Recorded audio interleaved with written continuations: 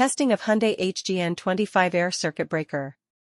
The basic settings will be set by the customer.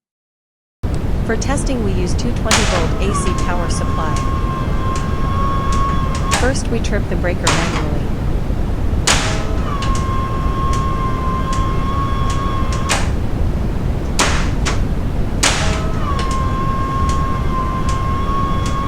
Then we trip the breaker with the help of the UVT.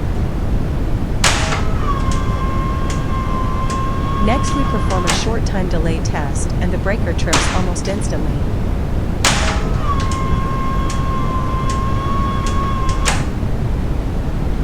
And lastly we perform a long time delay test and after about 15 minutes the breaker trips.